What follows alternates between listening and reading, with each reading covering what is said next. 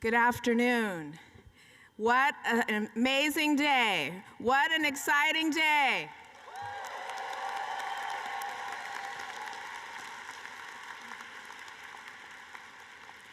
My name is Tamara Lawson, and I'm the Tony Rimby Dean of this amazing law school, and I'm here to celebrate with you and your families. So let's give our families and friends a round of applause. Thank you.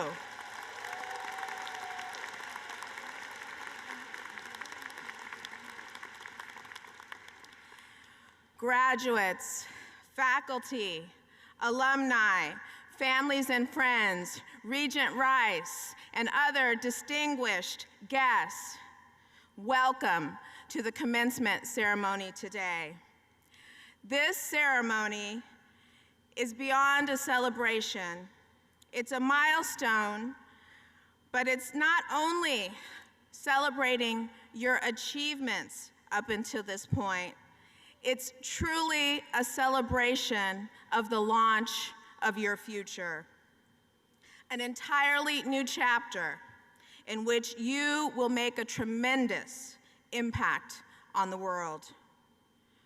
Your foundation is built on your hard work and diligence, led by our dedicated UW Law faculty and staff that have poured into you their knowledge and expertise every day.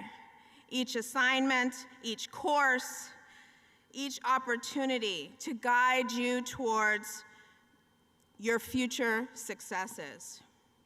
I also want to recognize our donors and partners who have provided scholarships and fellowships and various opportunities for each of you to learn and grow.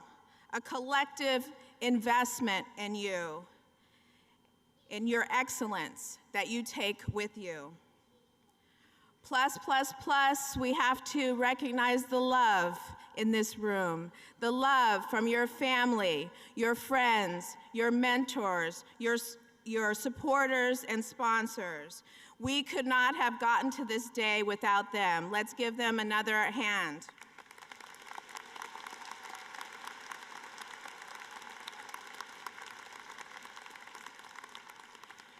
Your entire UW Law community is part of your foundation, and we will continue to be here for you throughout your journey, including studying for the bar with Professor Carrie Sanford. We haven't forgotten that, Professor Sanford.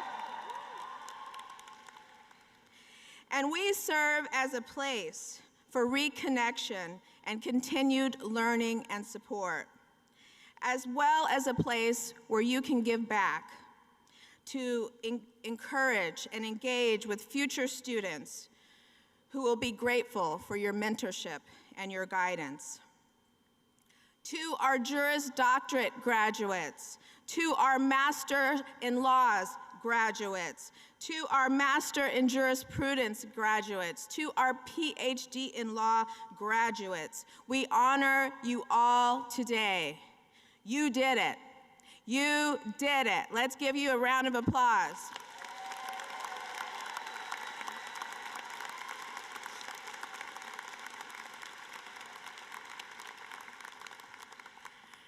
And I also want to amplify that you did it with grace. You won this race, and you exemplify a steadfast commitment to the pursuit of justice and proof that it is worth it, because you know that your future clients deserve nothing less. As we celebrate your achievements today, we also acknowledge the magnitude of the moment. You are entering the legal profession at a complex moment in which the rule of law is at the forefront of the world stage. And in many ways, the rule of law is being tested.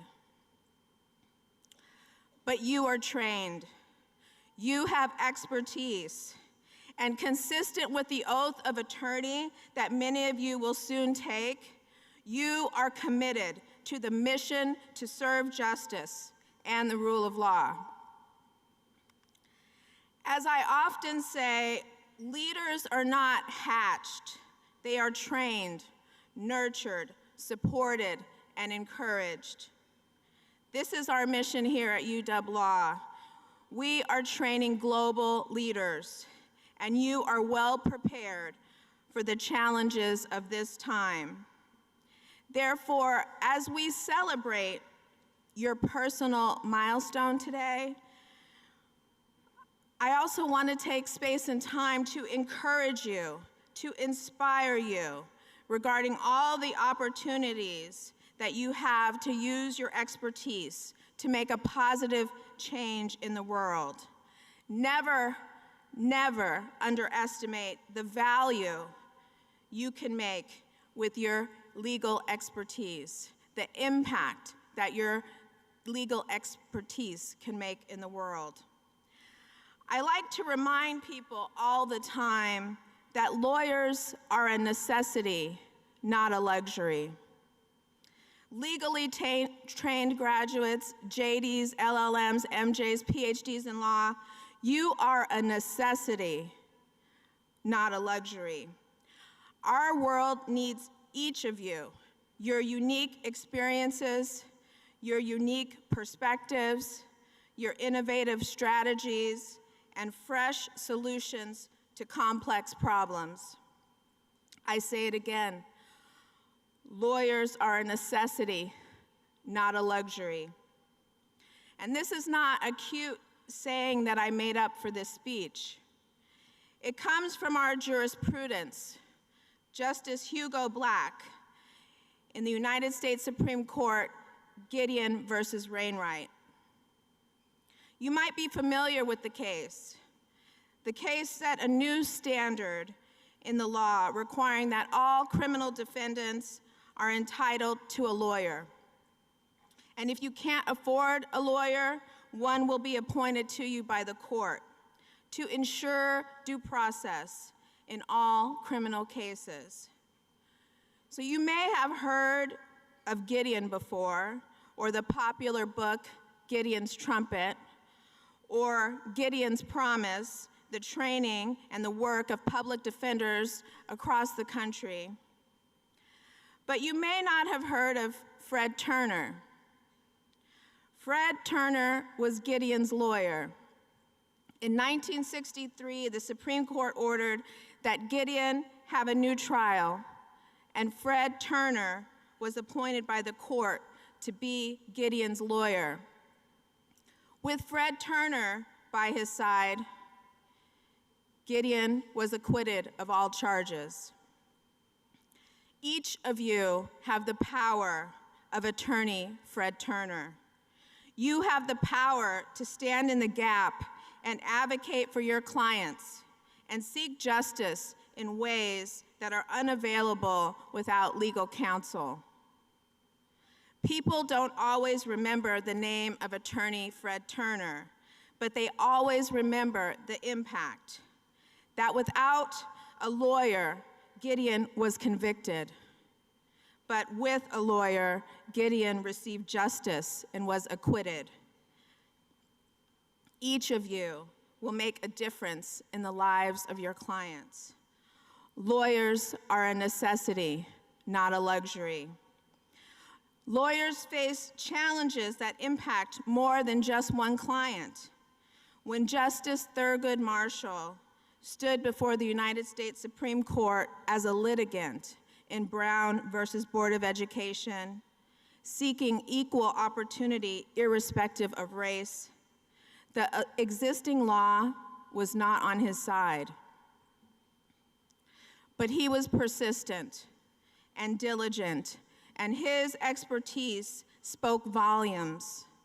And his efforts in that case changed the trajectory of access to education forever, as well as changed opportunities in many areas of American life. When Justice Ruth Bader Ginsburg faced the United States Supreme Court as a litigant in cases pursuing arguments of equal opportunity irrespective of gender. The existing law was not on her side, but her persistence and diligence and expertise spoke volumes, and her efforts changed the trajectory of access to equality for women and men in many areas of our society. These lawyers, Fred Turner, Thurgood Marshall, Ruth Bader Ginsburg, they mobilized their legal expertise, and they shaped due process and our jurisprudence of equity and fairness in profound ways. Justice Ginsburg put it this way: real change, enduring change, happens one step at a time. And that brings me back to re-emphasize our celebration of your launch today into your legal career. Each of you graduates today, you can make that type of lasting change one step at a time. You leave Gates Hall equipped with the keys to the courthouse to unlock justice for all, including the voiceless, the underserved, the invisible, or even the forgotten. As lawyers, scholars, and advocates, you do not just interpret law, you are the last and sometimes only line between power and the powerless. You have the power of expertise, legal expertise that can make an impact on the world. So go forward with passion, with determination, and above all, with your legal expertise as your sword and your shield. To the parents, I recognize you again for your sacrifice and your support. To the partners who listened, to the professors who reviewed the material with you that one last time before the final exam. This day belongs to all of you, and I want to recognize all that supported these graduates. To our graduates, the future is yours to shape. To draw again on the words of Justice Ginsburg, fight for the things you care about, but do it in a way that leads others to join you. Congratulations, class of 2025. Go change the world with the law as your shield and justice as your aim. Congratulations.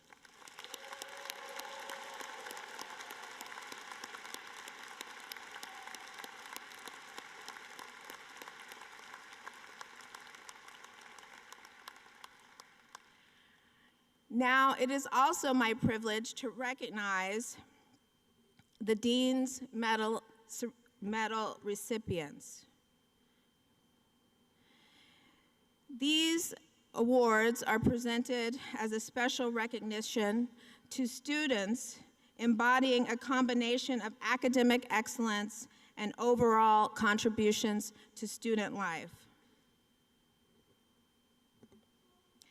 As I read your names, please stand and remain standing. The awards go to Chae-Rim Lee,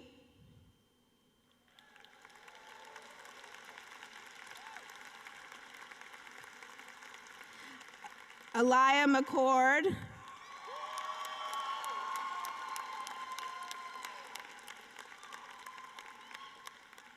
Sean Moore,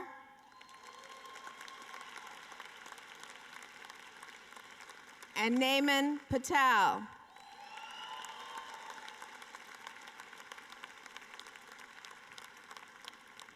Please indulge me as I share just a little bit about these amazing graduates. In addition to our Dean's medalists, I will also alert you in the program, in our commencement program, we also have the names of all of our amazing graduates, and their academic achievements, etc., from Moot Court to the law journals and all of those that have received awards. But let me tell you a little bit about these Dean's medalists. Chae-Rim Lee is a 1.5 generation immigrant and the first generation law student. During her time here at UW Law, she served on the Public Interest Law Association Student Board, volunteered with the Rural Alaska Tax Clinic program, and worked as a fellow in our Academic Success program. She hopes to use her legal career to uplift children and families from all walks of life and circumstances through the relentless pursuit of compassion, empathy, and excellence.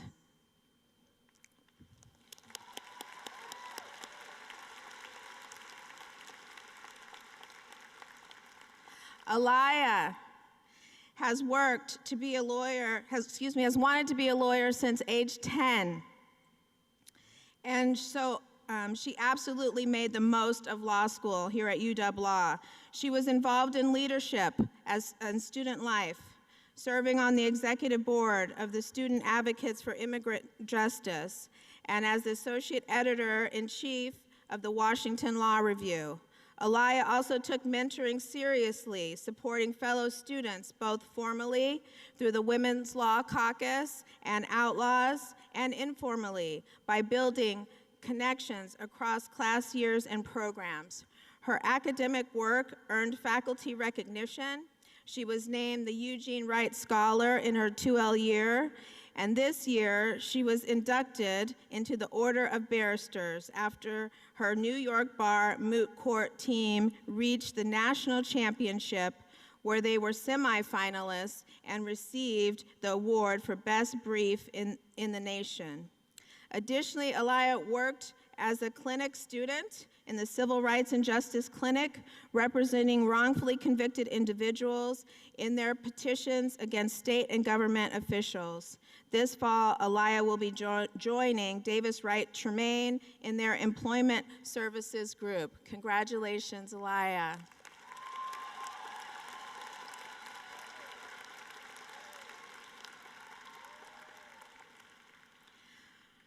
Sean first became interested in law when he volunteered at a pro bono eviction law clinic during his undergraduate years here at UW.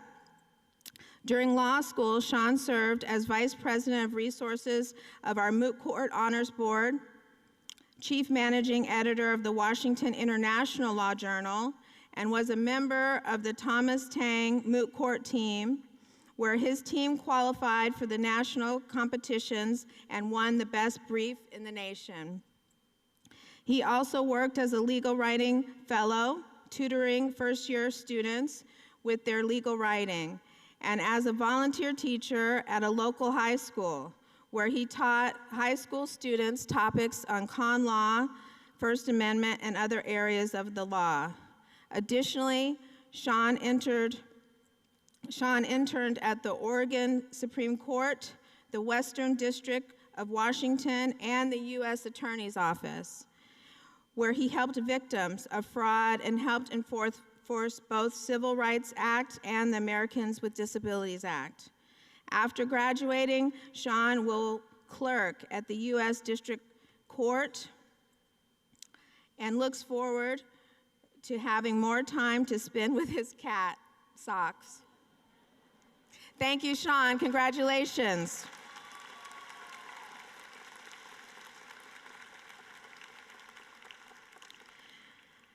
Naaman grew up in India and moved to the United States at a young age. He graduated summa cum laude from the Ohio State University with a bachelor's in international relations. During law school, Naaman worked as a judicial intern for Judge Christopher Alston of the U.S. Bankruptcy Court in the Western District of Washington. This past summer, he was a summer associate at Wilson Sonsini in their Seattle office. Naaman was the vice president of the Technology Law Society and worked as a research assistant for Professor Swantao Nguyen. Naaman was also the chief notes and comments editor for the Washington Law Review, where he edited student comments for publication and worked with 2Ls to prepare their comments for publication.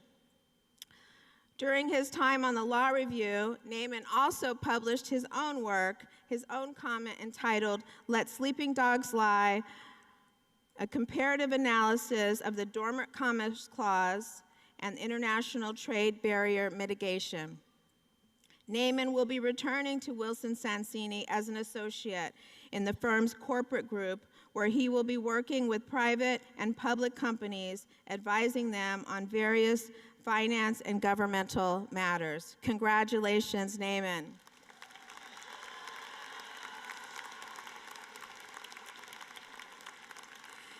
You may be seated. And again, help me congratulate all of our award-winning and outstanding graduates.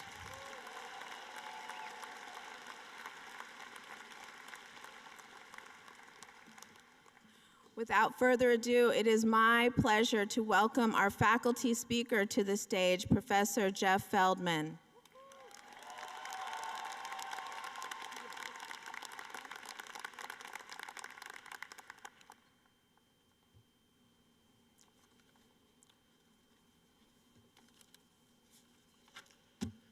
Dean Lawson, Mayor Harrell, welcome guests, my distinguished colleagues in the faculty, and of course, especially members of the class of 2025. Good afternoon. I'm deeply honored by the opportunity to participate in today's commencement and celebration of your success and accomplishment. As Dean Lawson noted, no doubt there were many acts of support and sacrifice along the way by parents, spouses, partners, extended family members, and friends. Our appreciation and congratulations to all of you as well. I was asked to speak at the law school commencement several years ago. I was scheduled to follow then Attorney General, now Governor, Bob Ferguson. Bob is a wonderful public speaker, and I'll confess, I was nervous. I didn't want to disappoint. And I thought that following Bob on the program, there was a pretty good chance that could happen. So I got to work and I spent a lot of time writing, revising, editing, rewriting. I went through 22 drafts of my comments. Graduation day arrives and Governor Ferguson, as planned, speaks first. In his comments, he thoughtfully sought to reassure students who might be feeling uncertain about their professional futures. Success as a lawyer, he observed, comes in unpredictable ways. Where you begin your career is not necessarily where you end up in life. To illustrate his point, he pulled a piece of paper out and read it to us. The page he read from was a letter he had received 30 years earlier from the University of Washington School of Law, rejecting his application for admission. It was a very funny moment and probably the only thing anyone remembers from the commencement. And as I sat there and listened to Bob, mindful of the many hours I had spent crafting and revising my speech, I only had one thought in my head. Boy, I thought, this would have been a lot easier if I'd known I could have read from my rejection letters. Because trust me, I have a lot more material to work with than Bob Ferguson. Not to worry, I did not bring the rejection letters with me here today. Instead, I'd like to talk with you about a related topic, the value of failure and how it may provide you with a map for entering our profession at a time when it feels like our legal and political worlds are coming apart at the seams. Some years ago, I took on a death penalty case in Texas. Tough case. Elroy Chester committed 5 murders over the course of 6 months in the small town of Port Arthur, Texas. He was convicted by a jury and he was sentenced to die. No question, Elroy's crimes were horrific, but he should not have been given a capital sentence. Shortly after his conviction, the Supreme Court held that intellectually disabled offenders are morally less culpable and that executing them violates the prohibition on cruel and unusual punishment. Elroy was and always had been intellectually disabled, and profoundly so. He had an IQ of 59, and he struggled with the normal activities of daily life. So the rule of law said that his life should have been spared. But Texas disagreed, and he was scheduled for execution when I took on his case. The mission? Make the wheels of justice go backwards, unwind the result, and get his death sentence set aside. Like I said, tough case. Also a long case, 10 years, 2 trials, 6 appeals to every court between Beaumont, Texas, and Washington, D.C., including 2 petitions to the Supreme Court, each of which came within 1 vote of being granted. And then, after the last legal brief was filed, and on a warm, sunny day in July, Texas executed Elroy Chester. It was by far my greatest failure as a lawyer. Was it all wasted effort? It's a reasonable question, and sometimes it felt like it. But there is, I learned, value, if not nobility, to be found in failure. My failure in Texas changed me, both as a person and as a lawyer. It sharpened my focus. It hardened my resolve. I saw the law and my worth as a lawyer in a very different light after Texas. My perception of justice and the process by which it is rendered were irrevocably altered. It was the most difficult, the least remunerative, and the most rewarding thing I did as a lawyer. I did not save Elroy's life, but I tried. And unexpectedly, that was the last thing that Elroy Chester said to me. Thank you for trying. Elroy's case laid the groundwork for a landmark decision by the Supreme Court just 2 years later, finally declaring the Texas law on intellectual disability unconstitutional. It was the same issue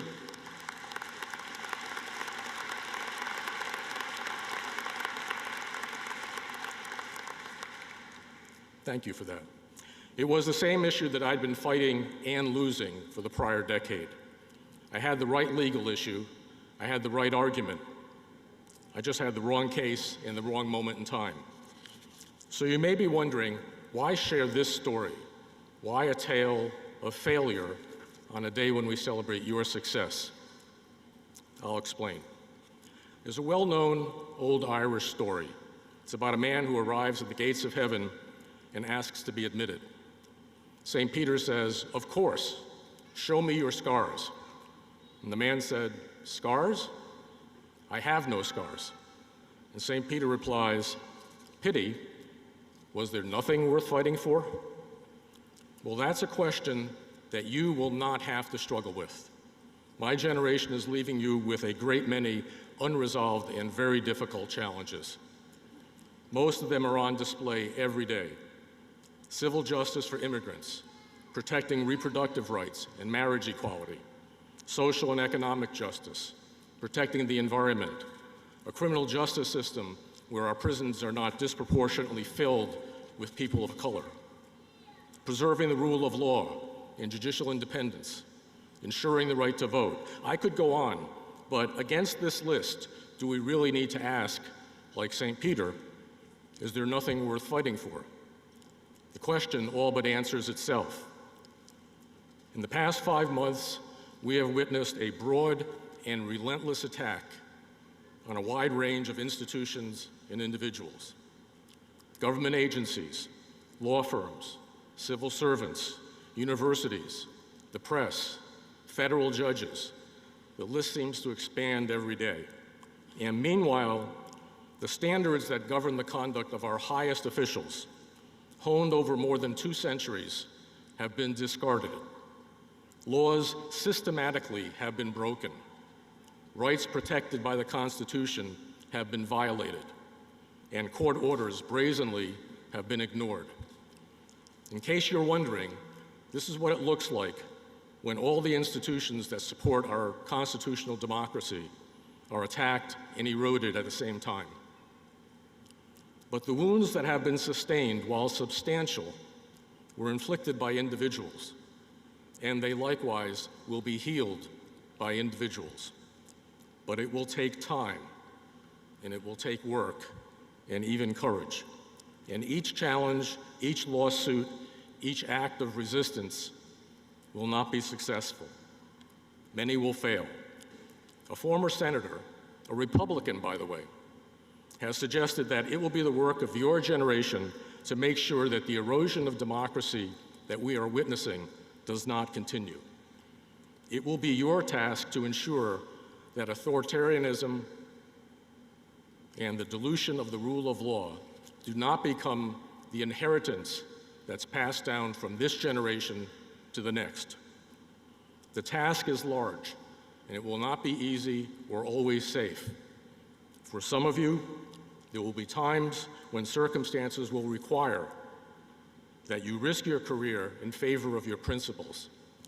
It's a risk worth taking. It's the same choice that lawyers at Perkins Coie had to make when the law firm was targeted by an executive order. We should be proud and grateful that our Seattle colleagues stood strong in the face of an unwarranted and unconstitutional presidential attack and opted instead, and at great risk, to defend the principles of our profession. Keep that decision in mind in the years ahead. Maybe hold on to it as a template for making a difficult decision when the correct path carries with it significant cost or risk. As you fight for these things, you will sometimes succeed, and you will often fail. But do not let the risk or even the likelihood of failure deter you. The risk of failure is not an obstacle, it's an opportunity. I have come to see failure as a continuing and collective journey that we all are traveling. Failure is an unavoidable part of the process by which the arc of the moral universe bends toward justice, as Martin Luther King so eloquently explained. And there are rewards to be found in failure, if admittedly, also sometimes deep sadness and disappointment. So what to do in the face of failure? Well, to steal a line from the playwright Samuel Beckett, try again, fail better. And that's what I urge of you today. Do the work, be prepared to fail, aim to fail better. A person with courage and a well-drafted complaint can bring an industry that's breaking the law to its knees, can hold government officials, even a president, accountable, can right a wrong, can save a life, or at least try and save a life. The law can have an extraordinary impact, but it is not self-actualizing. By itself, the law is just books and words. That's it. To realize that extraordinary impact, it needs the efforts of individuals, especially lawyers. It doesn't happen without you. So find ways to use the skills that you have learned over the past 3 years to advance the force of the law for good. The opportunities are both great and endless. Be part of the collective effort to bend the arc of the moral universe toward justice. As I learned in Texas, it can change the course of your life in profound ways that may be hard to envision today. Make no mistake, the work will be hard, and you will pick up more than a few scars along the way. But maybe you can take comfort knowing that when you do, you will be in good company. I'm going to close here, but I want to thank you so much for allowing me to share this great passage with you. On behalf of my colleagues on the faculty, I will say without exaggeration that we have loved teaching you, and we are beyond confident about your readiness for all that lies ahead. Congratulations to you all.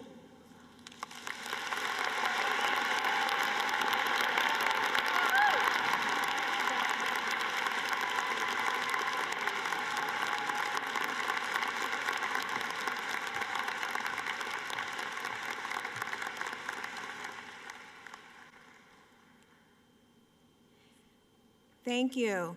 Thank you, Professor Feldman. And now we're going to have our student speaker can come to the JD speaker can come to the podium.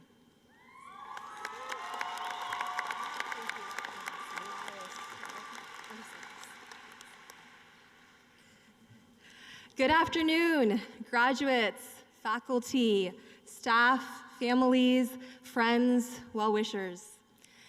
My name is Alyssa Doss, and I'm part of the JD program. And it is my honor today to stand before you to celebrate the milestone we have reached together. Now, I'm sure you all are feeling nice and warm, especially our graduates. I'm convinced that all those years in the toasty law school classrooms was really just preparing us for this very moment.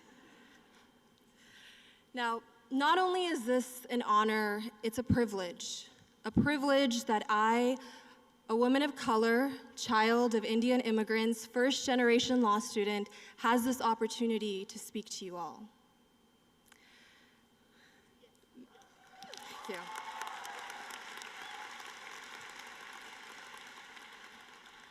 Many of us have overcome significant challenges to reach this point. Challenges rooted in race, gender, sexual orientation, immigration status, and all the aspects of identity the world too often uses to create barriers. Our paths may have started in different ways, but they now all share a common thread: a belief that a legal education is powerful enough to shape lives, open doors, and change what once felt unchangeable. For me, that journey began with my parents, who come from a small Indian state called Odisha.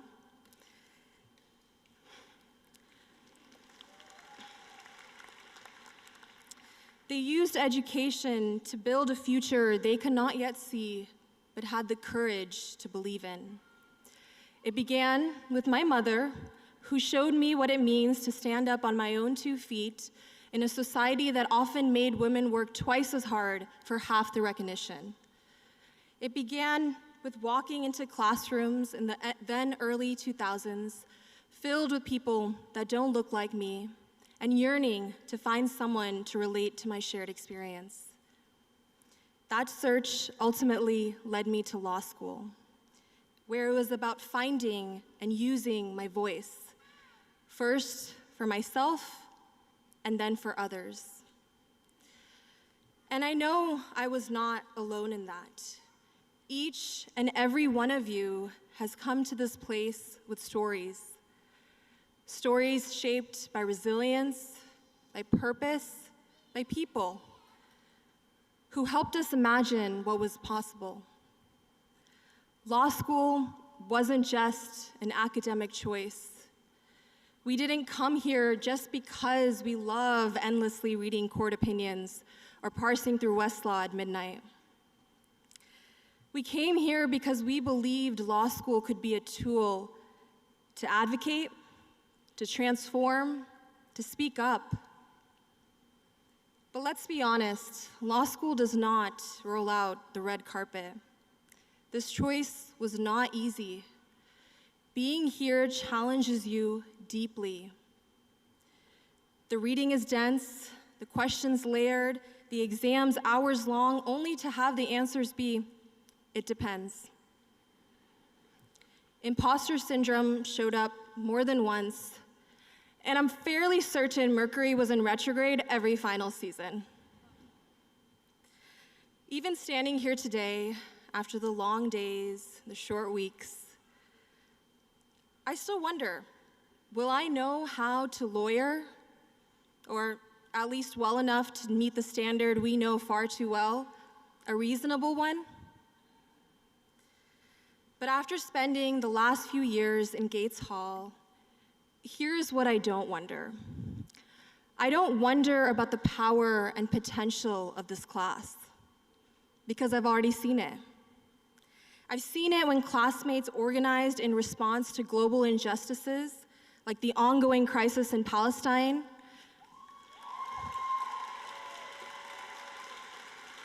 refusing to let silence be complicity.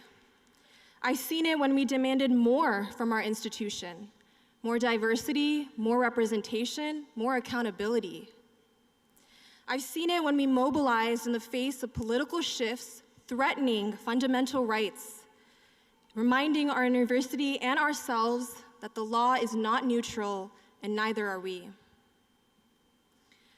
What has moved me the most about this class is how you all have used your voice. Whether advocating for change within these walls, representing UW Law School on national stages, showing up for causes beyond our campus, or simply nailing a cold call. We have continually reminded each other and ourselves why we came here in the first place.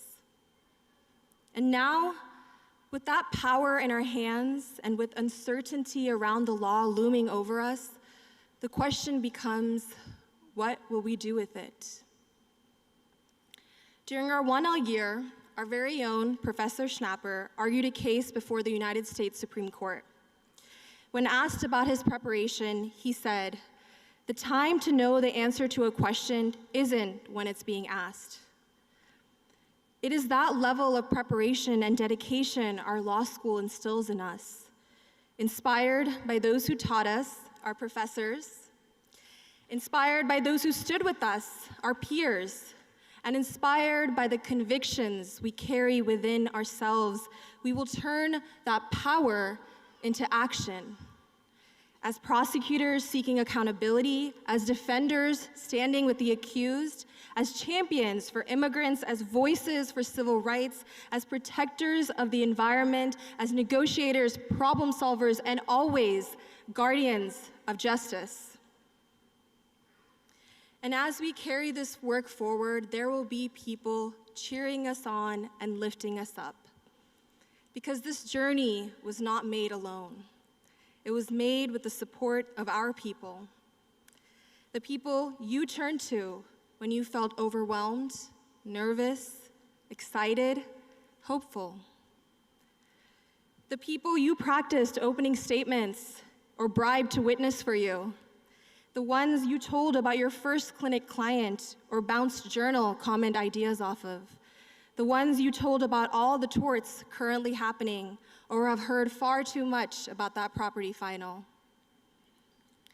Personally, I would like to apologize to my sister for making conversations sound like a cross-examination. To our families, friends, roommates, professors, partners, and support systems, thank you. Thank you for being there for us so that we could show up for law school. If we could please take a moment and show them our appreciation.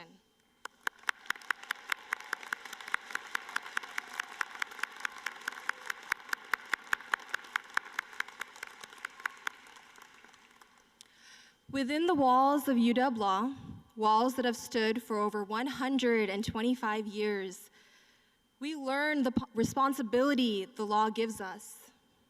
Education is what brought us here.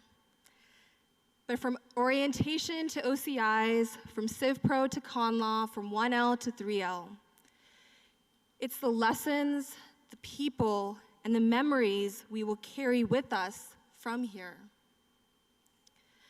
If there's one thing law school has taught me, it's always follow IRAC. But beyond that, it's that even when things do not work out, they usually do. As long as you keep going, keep showing up, keep completing those bar prep modules, and keep knowing your voice matters and deserves to be heard. Because the law isn't just in the books, it's in the hands of those brave enough to use it. We showed up, determined to meet on the other side, and that's exactly where we meet today. To the class of 2025, I'm honored to be among you. Congratulations.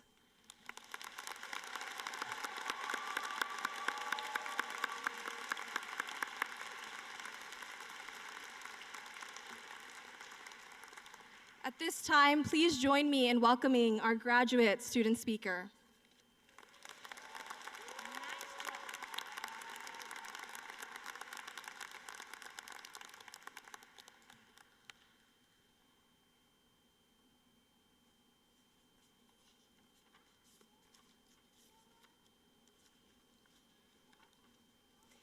Good afternoon, deans, professors, staff, and class of 2025. It's an honor to stand with you today. We began today as students, and when we leave, we will be legal professionals. A title shaped by the sacrifices we've made and defined by the responsibilities we now carry. But before we celebrate, we must acknowledge the truth.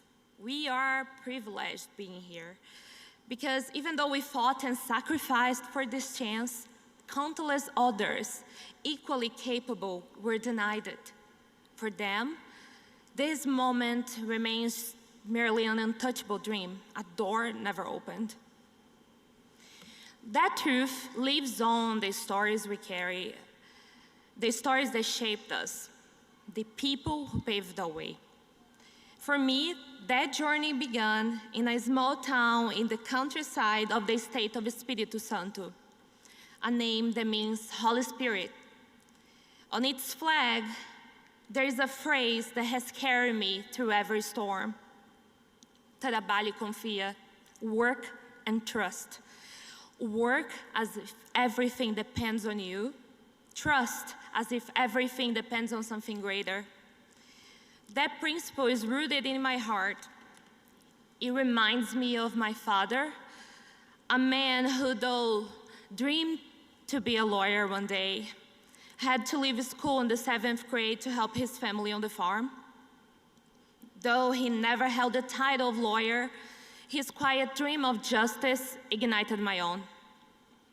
And it also reminds me of my mother, my first teacher, whose belief in the value of hard work and excellence carried me ever close to the dream I now hold.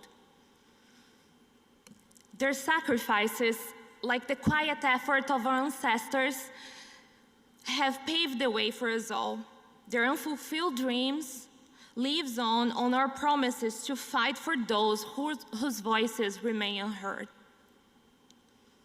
Our stories may differ, but they now share a common thread. Today, we hold more than a degree. We carry a duty to uphold the law, to fight for equality, and to defend the Constitution when it's most under threat. We step into a world that feels unsteady, where the truth can be bent and justice may be but a soft whisper. Yet, the law was not forged for easy times. It was shaped in moments when the ground shook and voices rose in defiance. So our mission now is to keep the fragile flame of the rule of law burning, to stand for the Constitution in these uncertain times, not as a relic, but as a living beacon of hope.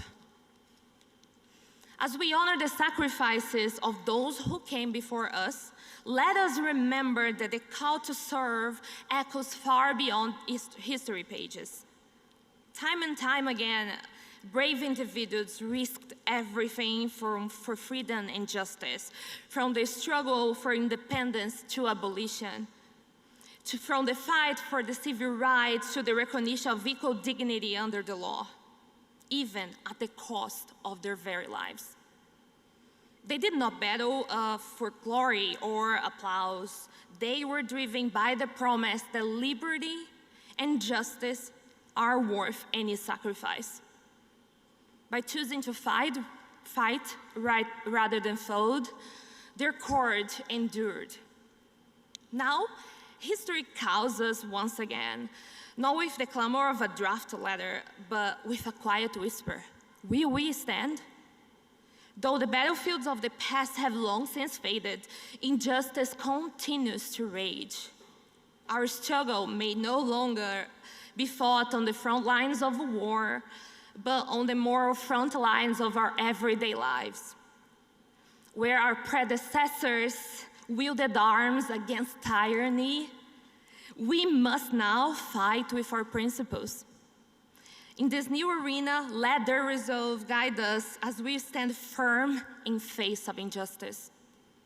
Today, we are not asked to bleed, but to act, to speak when silence would be easier, and to protect what is right, even when it's hardest to do so. Because injustice only falls when someone stands.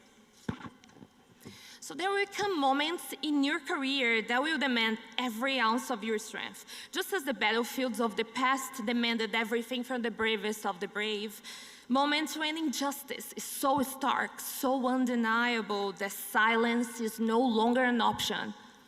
Moments that the silence is no longer an option, and when this moment comes, because believe me, it will, may you remember the men and women who laid down their lives so you could now live in freedom. Draw strength from their courage and speak with the conviction they never lived to use. May we mirror their resolve, not with rifles, but with our voices and our refusal to look away. Let us rise with the same spirit they carried to be worthy of their sacrifice. Let us live with the urgency and the first belief that the law can be a force for good, an instrument to shape a fairer society, a more equal society. Let us be the voice of the oppressed. For we were given not just a privilege, but a responsibility to turn the promise of the law into reality, and to do so against oppression, for it is our burden, it's our duty and our honor. The price of liberty, it has been said, is eternal vigilance. So let us be vigilant. And in 30 years, when they ask what kind of lawyers we became, let the answer be this, that we were the ones who stayed when others turned away. That we were the ones who spoke when it was hardest to do so. The ones who remember that the law is not an idea, it's embodied in a person, a child, a neighbor, a stranger, a voice waiting to be heard. And when the fight feels too heavy, when you wonder if it's worth it, remember a Brazilian philosopher's word, we are not immortal, but we can be eternal.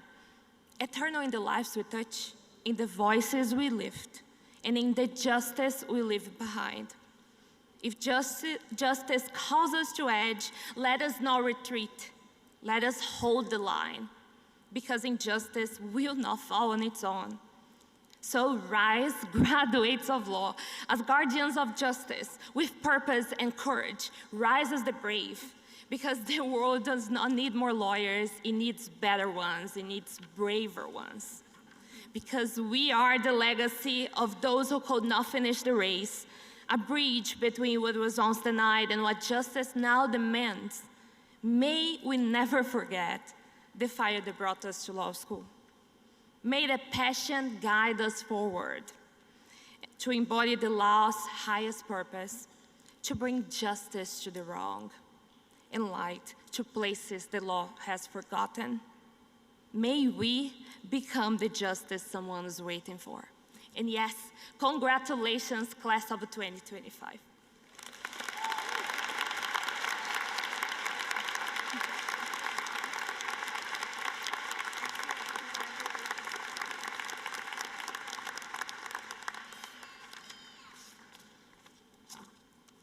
Good afternoon.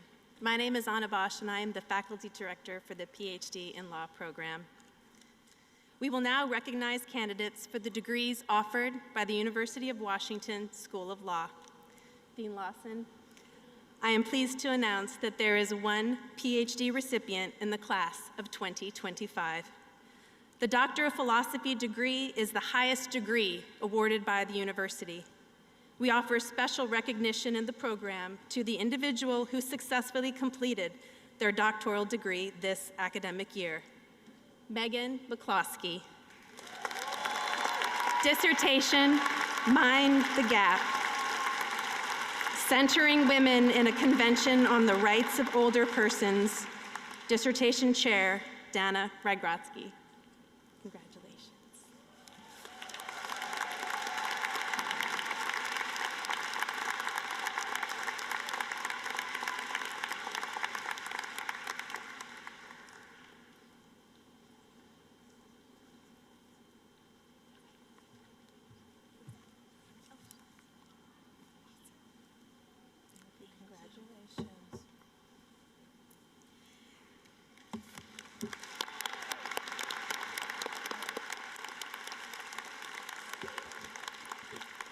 The Doctor of Philosophy degree is the highest degree awarded by the university, and we offer this special recognition to the program with our graduate. Thank you. Congratulations.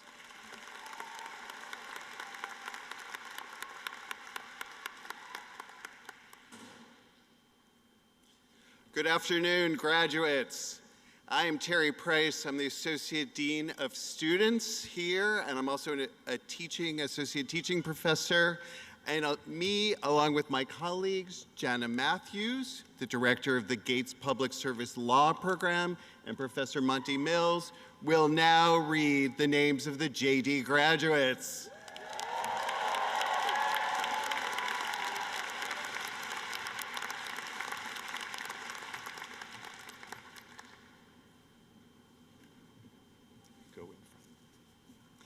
Alyssa Das.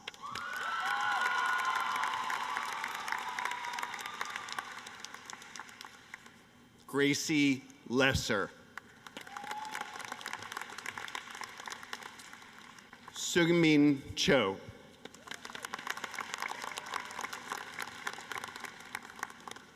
Zachary Hensel.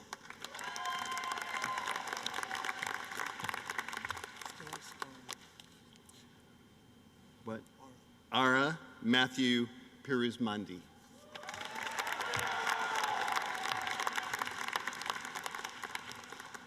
Cole Carpenter.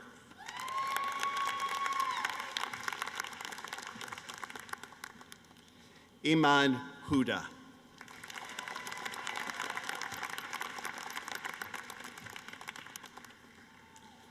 Rahim Sharma.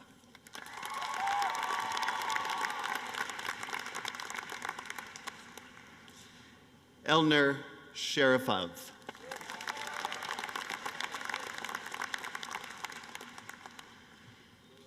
Kobe Jargsdorf.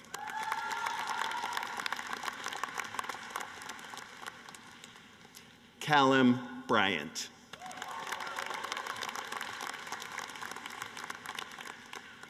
Danica Dabelstein.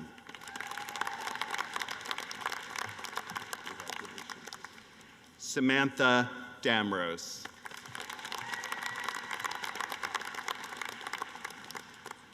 Kevin Clancy.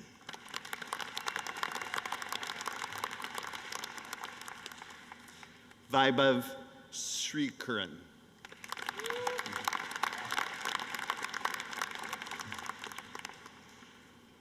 Edmund George Fisher.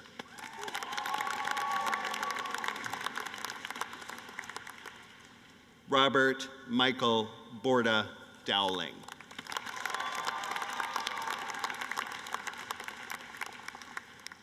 Quinn Weber.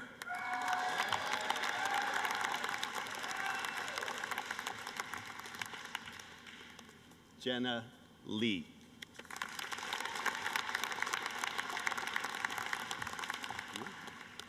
Skylar Owen Martin.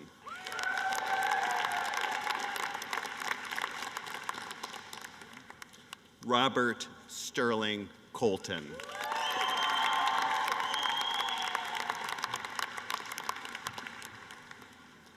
Teresa Dennerline.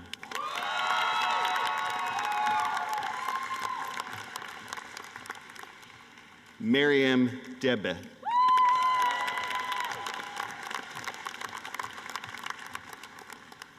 Emily Gloria Zugabe.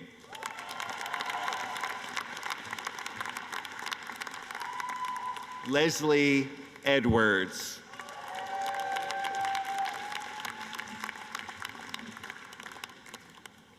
Samuel D. Ogden.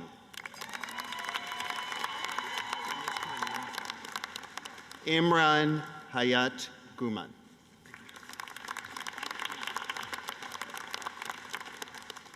Tyler Hall. Selena Galvan.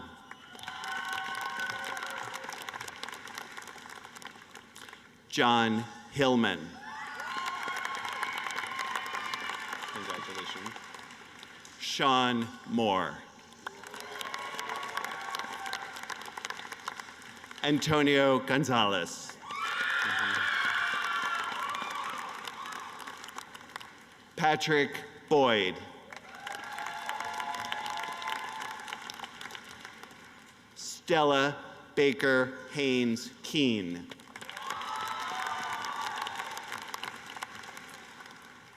Angela Carolino Brito.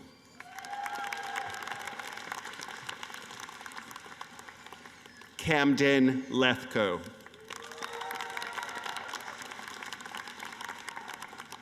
Sarah Becker Meyer.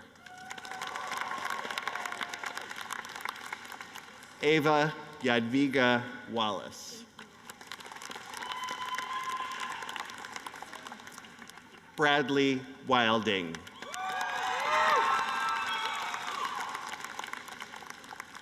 Dylan Ashley Cook.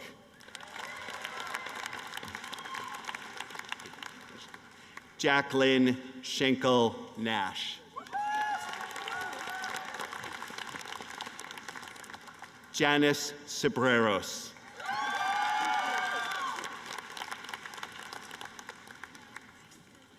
Rachel Idiarte. Congratulations. Christian Jackson.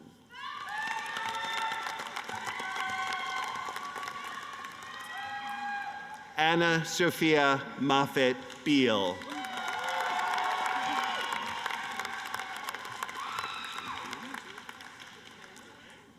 Andrew Stahl.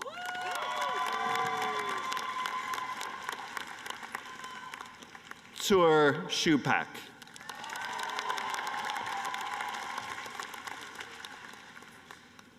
Arshia Nishlian.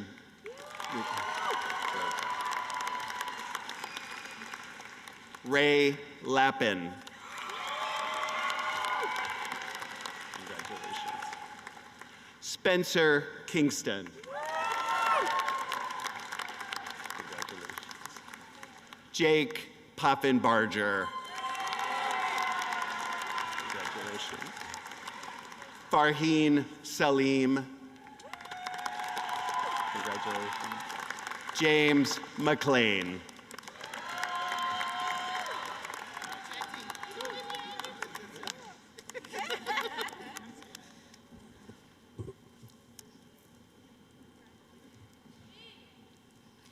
Faye Leela White. Sarah Marie Facio.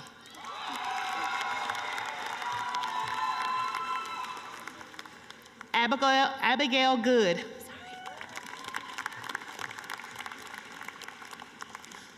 August Brown.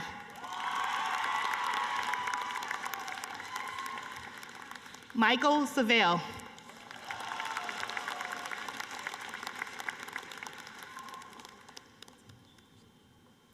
Nicole Penn.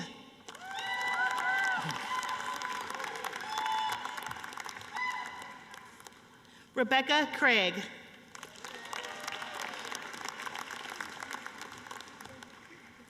Derek Brock.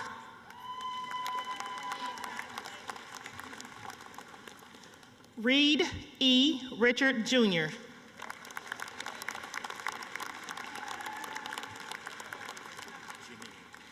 Samuel Jiminy.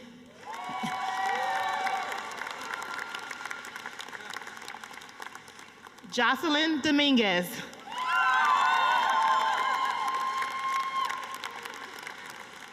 Mary Moon.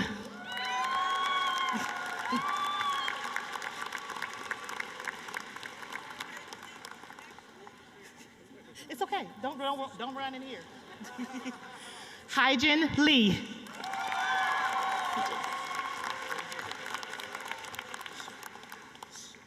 Leo Show.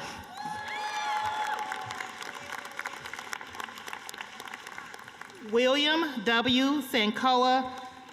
Sankovitz. You wrote it, he ran out of space. William Sankovitz, he ran out of space, so. Thank you. Jonathan Henson Pasagi.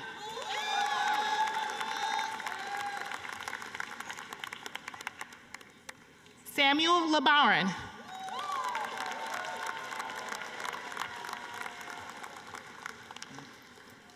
Hope Mara Angelica Jusen.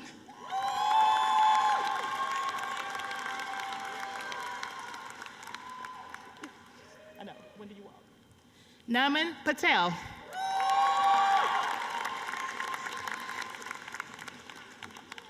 Thank you. Felipe Ohio. Thank you. Anushka Paraha. Thank you.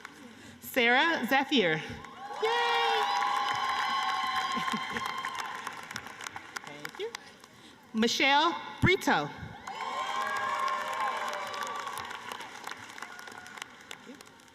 Kabatanjali Anmacha.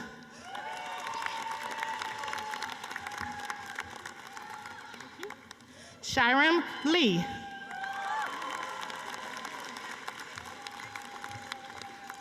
Lauren Dabin Lee. Sam Cooper.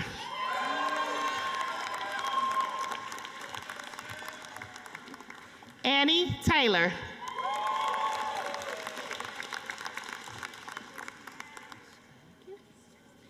Sasha Tavichan.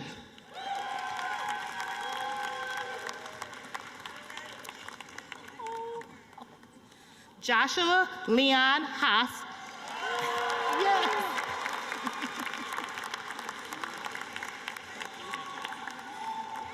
Gregory Papp.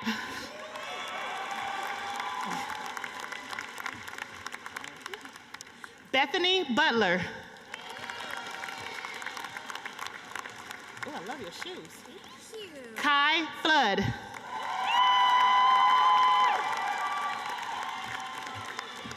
Thank you. Maddie Kruger. I practice in the hall. Cameron Harmon. Thank you. Jess Fishman.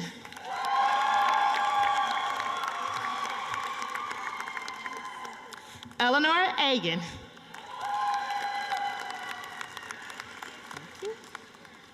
Hannah Lakomsky.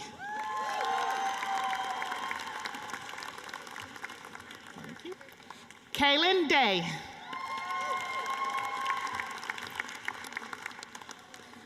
Sophia Ellington.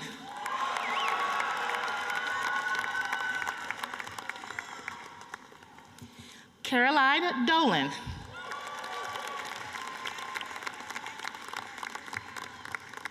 Thank you. Yanwin Lin.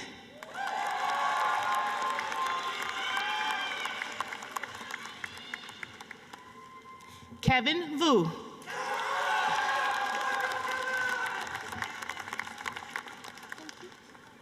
Karina Pop Burns.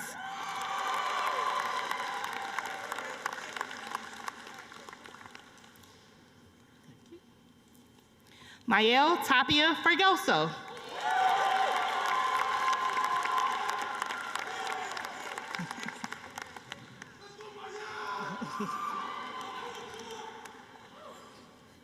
Okay, Jonathan Ing.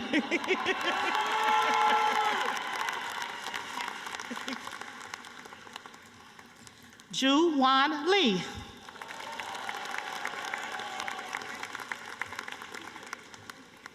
Russell Chiang.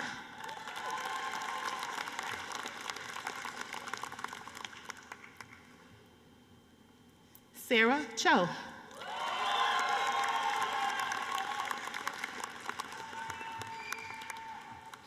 Ariana Nilshian. Yes.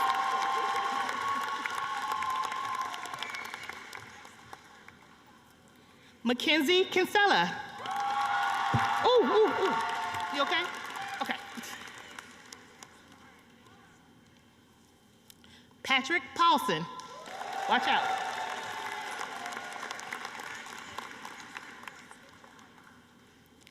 Jordan Bateman.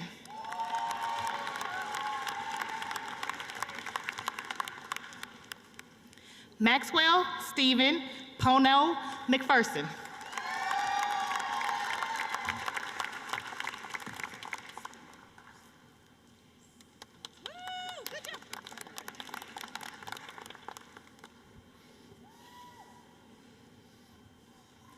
Jimmy Ostrowski.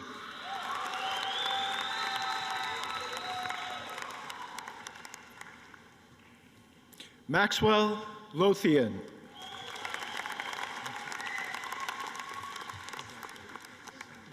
Josephine Lang.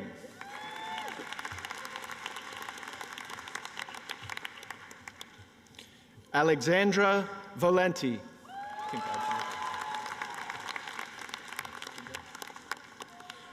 Dawson Drew.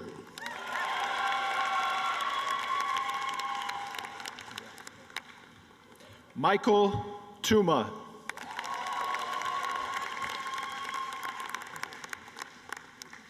Lauren Marie Young.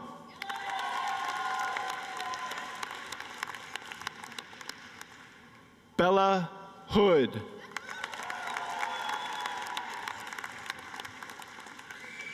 Julia De La Fuente.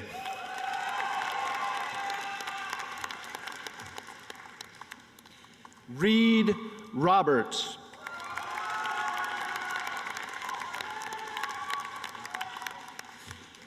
Colleen Boguer.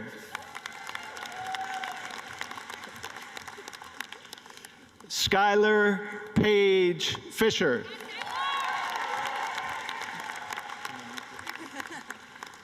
Jordan Kraus.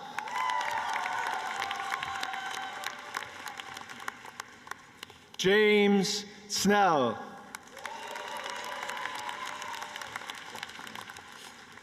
Eli Namies.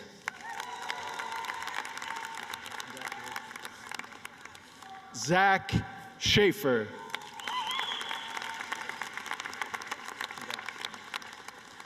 David Goodwin.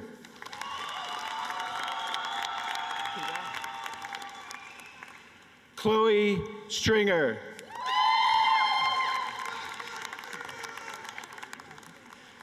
Jesse Murray.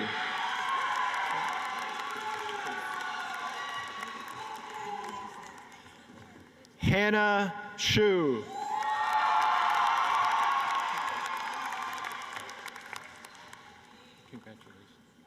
Aaliyah McCord.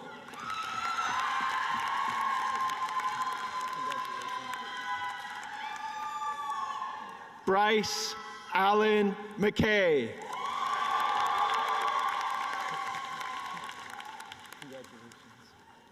Anna Maxwell.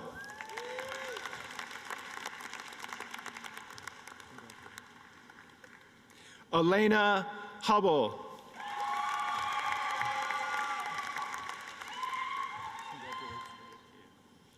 Tyler Huang.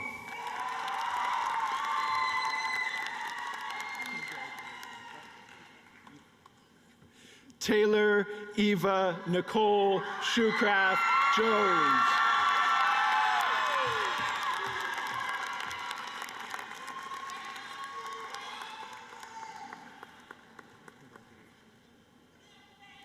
Kelly Guadalupe Cortez Alvarez.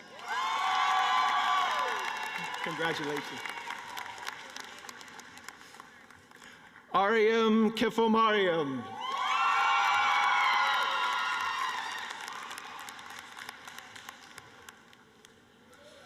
Kim Alzenki.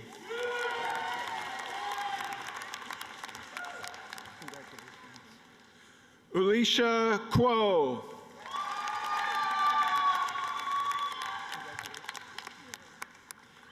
Anna Zimmerman.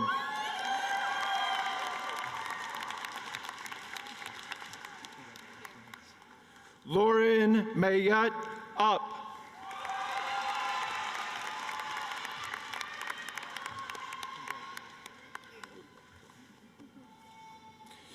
Trisha Marie Kudavos Sharfrus.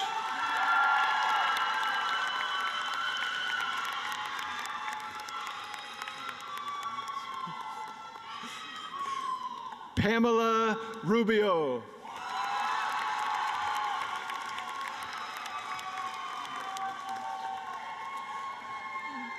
Monica Glenzer.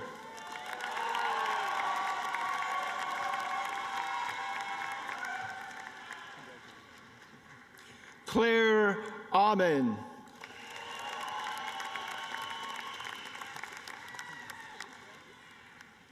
Aaron Rasmussen.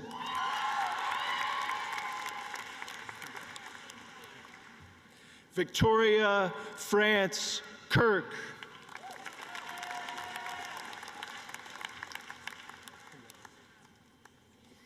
Allison Ryan.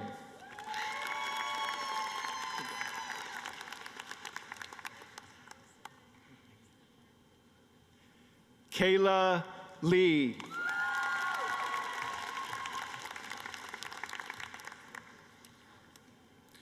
Benjamin Lennox Ratcliffe.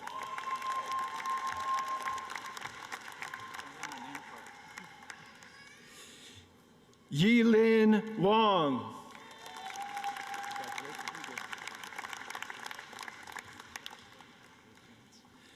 Samantha Williams.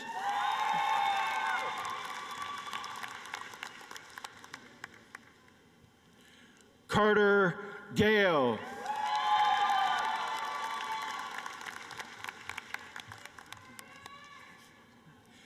Madison Chabot.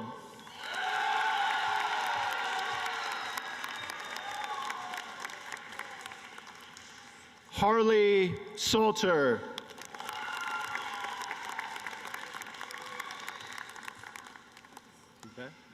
Nicholas Wales. Congrats.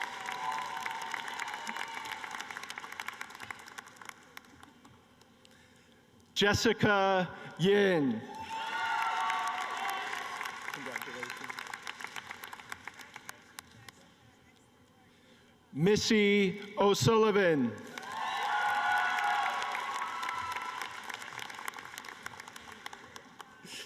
Annie Wu. Congrats, Annie.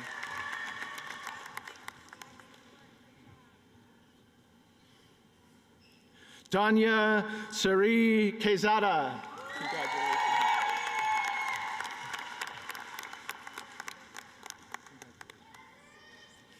Elliot Leo Wren.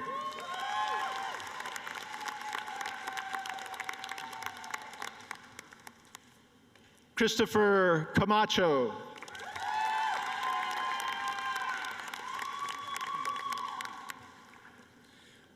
Lee Smith.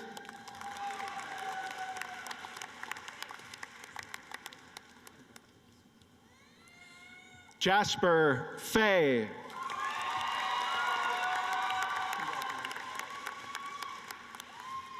Emmy Robertson.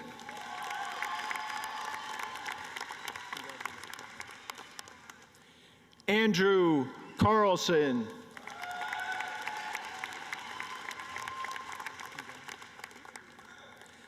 Emma Smith.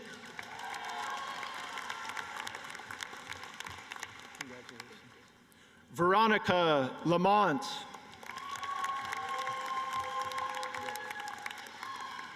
Taylor Dumaine.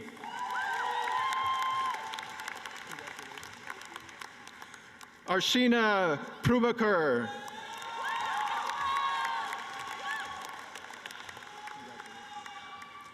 Riley Friedman.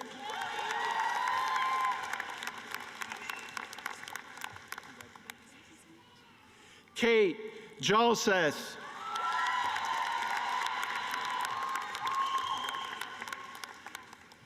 Leaf Paris.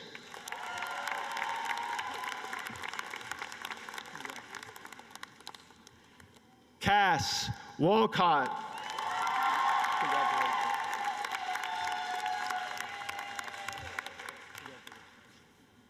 River Hayes.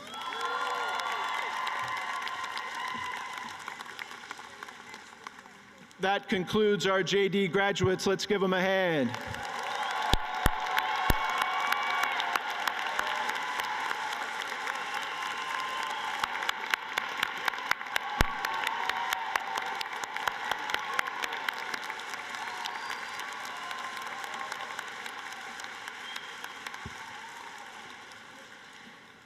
Dear Lawson, faculty and staff colleagues, honored guests, UW Law also awards an LLM degree. We have 7 LLM degrees. This is an advanced degree in law for those previously trained in law, both in the US and truly from all over the world. My name is Dana Wright-Grodsky. As the faculty director for the General LLM program, it is my honor, privilege, and joy to introduce the 2025 graduates from the General LLM program.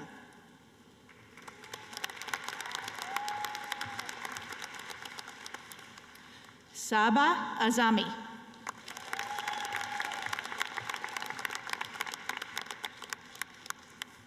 Wayne Dunn.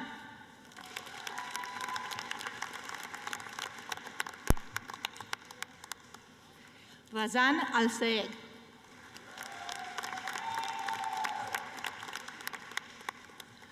Jung Tien.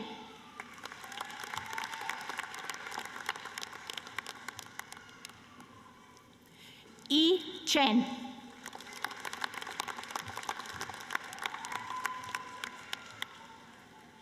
Ana Polo Oviedo.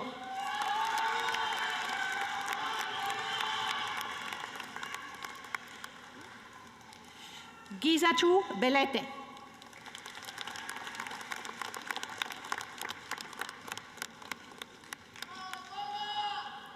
Siling Jong.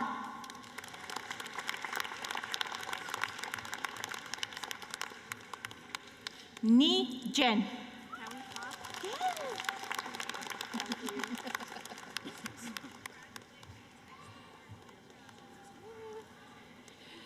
Difan Zeng.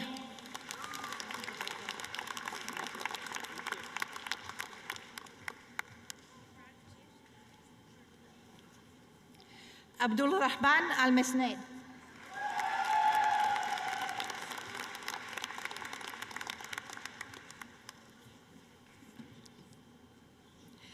Catherine Pedrosa.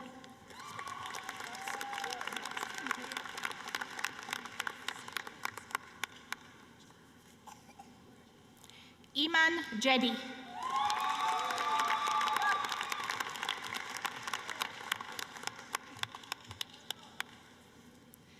Bruna Giovanni Assis Ginanti.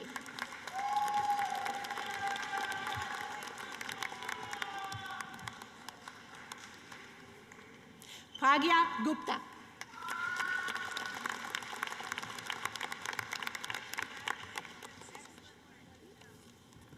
Jiale Wang.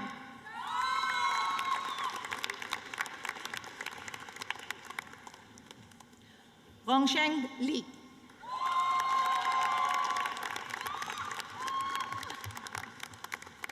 Sukhdeep Singh Chaut and future attorneys.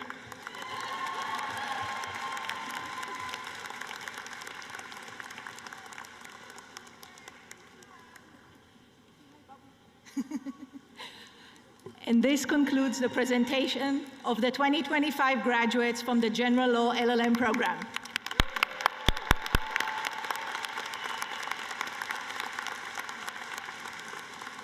Good afternoon. My name is Scott Schumacher, and I'm the faculty director of both the Global Business Law LLM program and the Tax Law LLM program. Dean Lawson, I'm pleased to present the graduates of the Masters of Law in Global Business Law.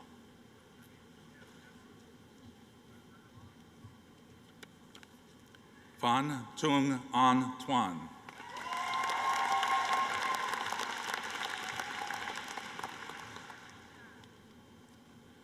Nana Ama Acha Owosu Boachi.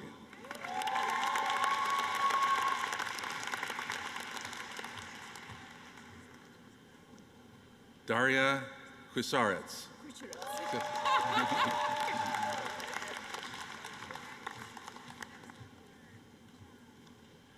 Nawaporn Tommy Petch.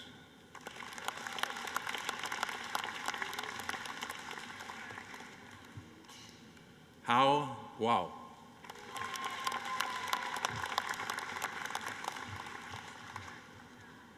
Sania Ingrida.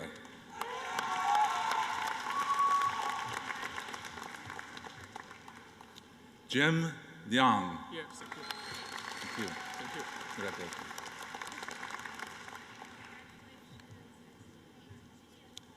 Weijia Xu.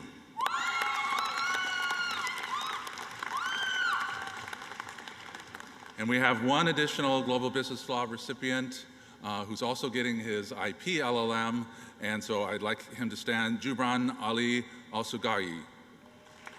Congratulations. And Dean Lawson, that concludes the Masters in Global Business Law. And now it is my pleasure to present the graduates of the Master of Laws in Taxation.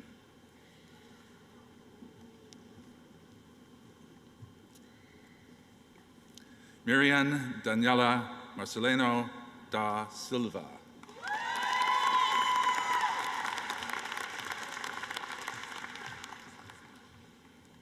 Ariadna Quinares Navarrete.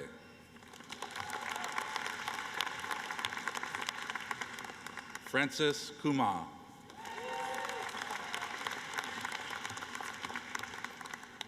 Jordan Stapleton.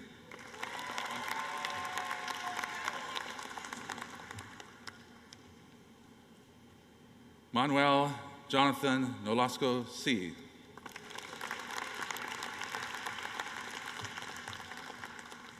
Malena Boom.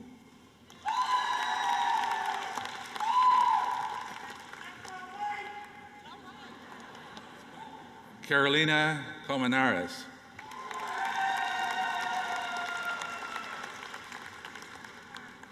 Van Lechuvong.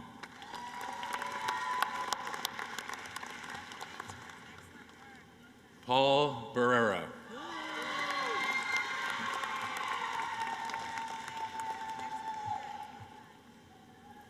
Kelly Rutledge.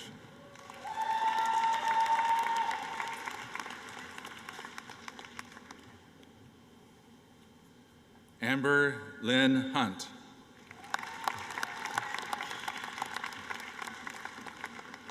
Jan Felix Manirum.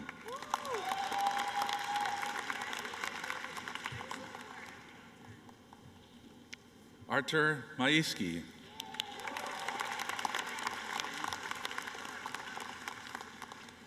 The taxation program is pleased to recognize students graduating today with a concurrent Juris Doctorate and Master of Laws in Taxation. When I call your name, please stand and be recognized. Russell Chang.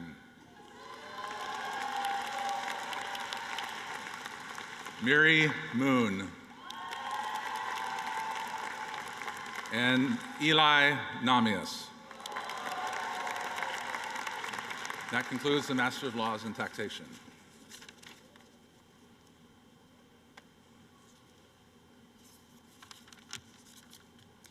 Good afternoon. My name is Peter Nicholas, and I am the Faculty Director of the Intellectual Property Law and Policy LLM program, an intense interdisciplinary program that prepares students from around the globe for the complex and ever-changing field of intellectual property law.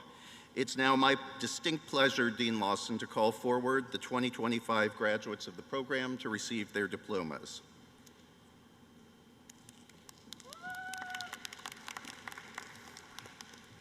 Josema Bittencourt.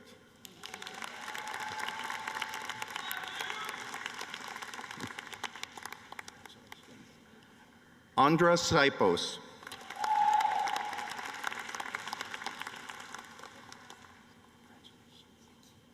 Yurong Cao.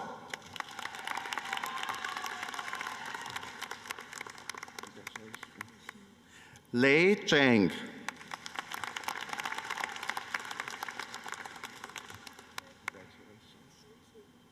Anne Fang.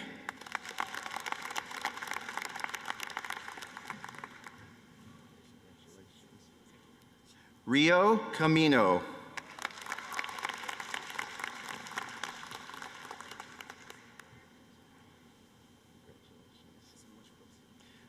Jubran Ali Al-Sugayer.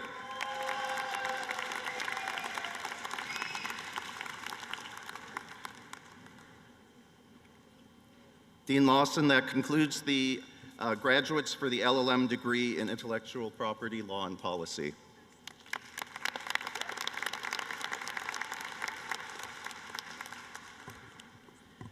Good afternoon, and it is hot, but it is sunny, which is wonderful. I'm Anita Ramasastry. I'm the Associate Dean for Global and Graduate Programs, but I also have the great honor and privilege of being the Faculty Director for the Sustainable International Development Graduate Program, and I'm here today with my dear colleague, Associate Director Jennifer Lengalong, to introduce to you the 2025 Sustainable International Development Masters of Law graduates. Dean Lawson, I'm so pleased to present them to you. They truly are global change makers, and they come from almost every continent of the globe, except for Australia. In the future, we'll change that. But with that, please, graduates, please come forward. Manjike Sana, thank you. Kalanike Uridia.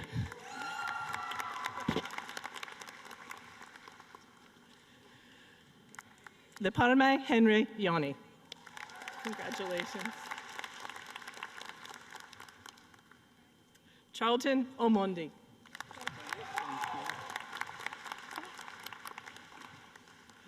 Paul Waweru Macharia.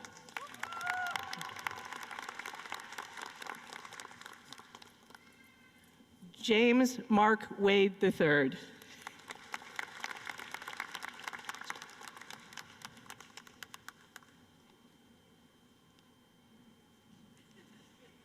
Cyrus Maweo.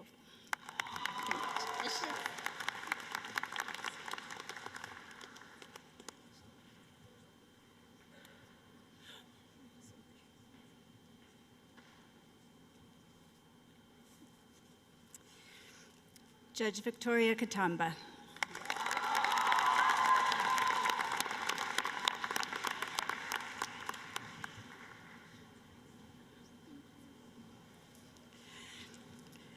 Kasama Diba.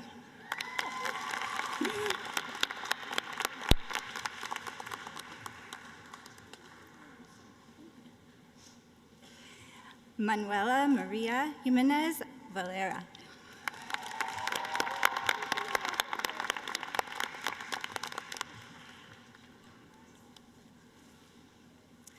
Colleen Penny.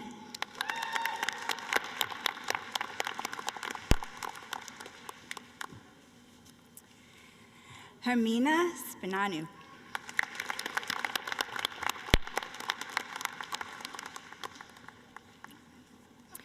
Maria Berna Joyce Mulad Silvano.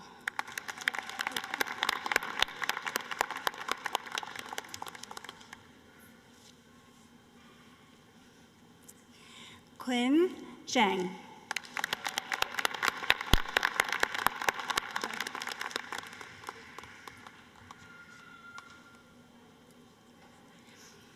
Nadia Kantadze.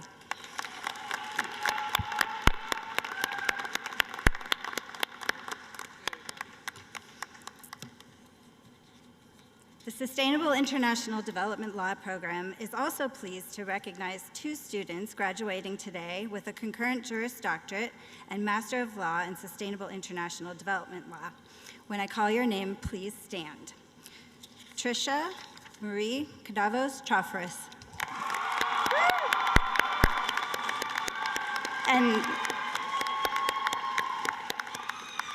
And Sarah Zephier.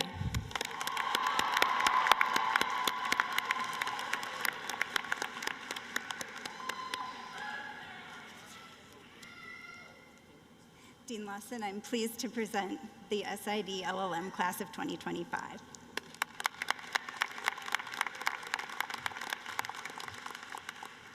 I just want to thank everyone for your perseverance. We have a couple more graduates, and we have our mayor as our alumni speaker. So we just want to honor everyone's participation today. Thank you. And I know Professor Kusler is next.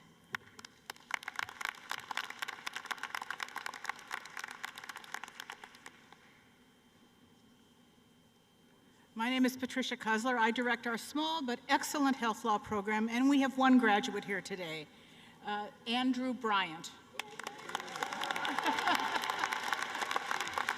I don't need that. Good to see you. Oh, thank you.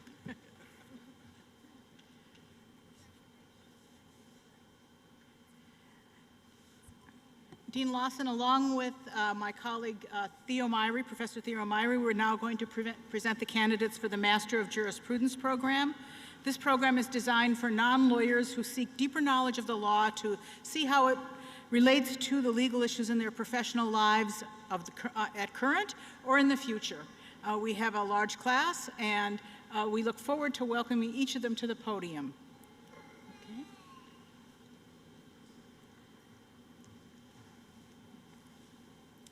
Frederick Lewis Wade.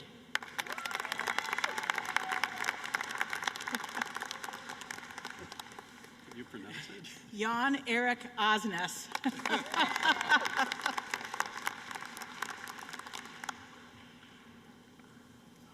Zachary John Fergus.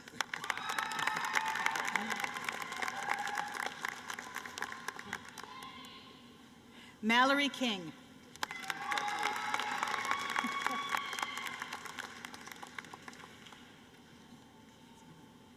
Leora Meyrance Duman Lang.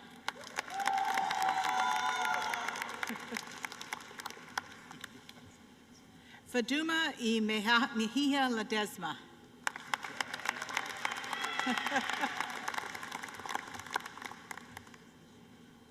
Ashlyn Oski.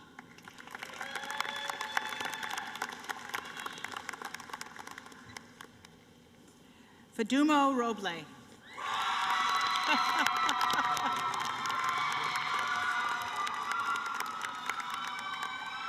Shelby Carranza.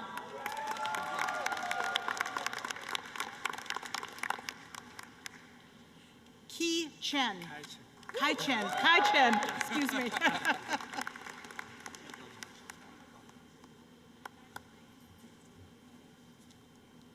Levander Lee.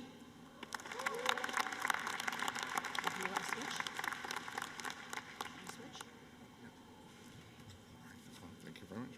Wayne Hu.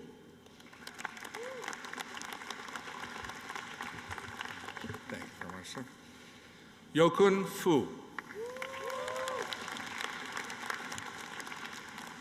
Thank you very much. Yang Guang Li. Thank you very much. Li Feng.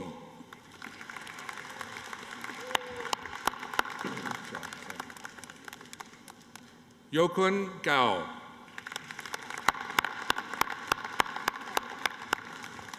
Thank you very much. Zhang Junyu.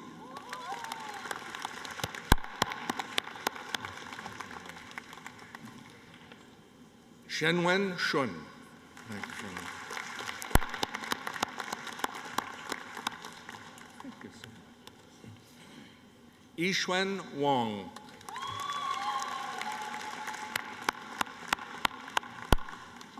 Thank you very much. Congratulations. Thank you. Meow Meow.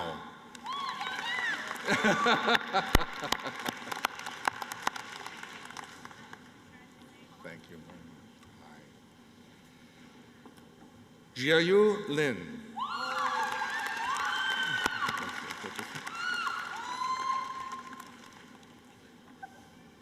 Thank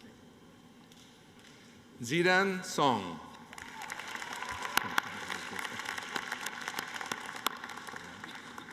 Thank you. Congratulations. Shi-Ching Wong.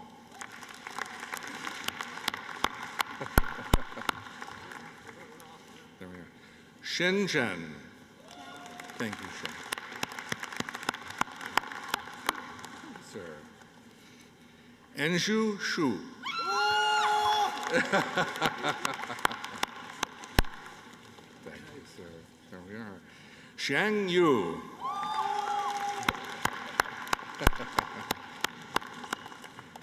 Thank you so much.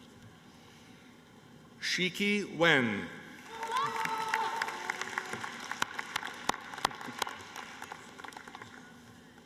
Thank you. Congratulations. Peifan Wong. Thank you. And mascot. Right. Jijing Wu and mascot. Oh, I love this outfit. Congratulations so much. Charity Sabae Tasi. Sabae Tasi. Congratulations.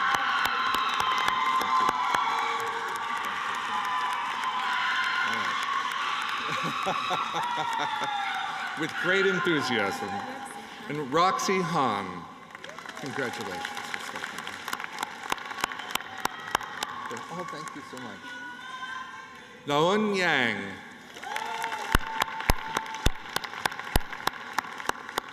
Thank you so much. Yu Ming Chen. Congratulations, Yu Ming. Thank you so much. Yixuan Chen.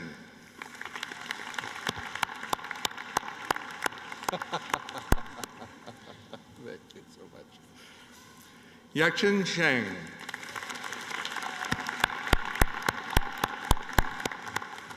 There we are. Thank you so much. Jinmeng Shang. Congratulations. All right. And Dean Lawson, that concludes the Masters of Jurisprudence candidates for the 2025 graduating class.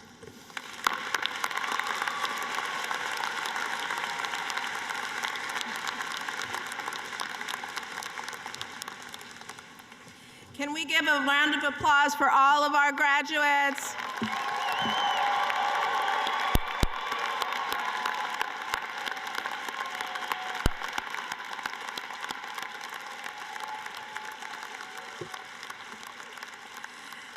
It's my honor and pleasure to introduce someone who does not need an introduction.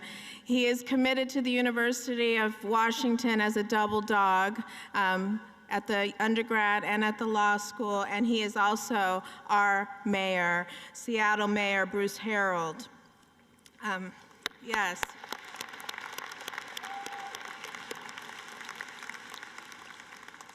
He was born and raised here in Seattle. He worked as an attorney and also served at the city council. He was the first Asian American, first biracial, and second black mayor of our city, Seattle. He grew up in Seattle's red-lined Central District. His African American father worked for the city's electric utility, and his Japanese American mother worked for the city's library.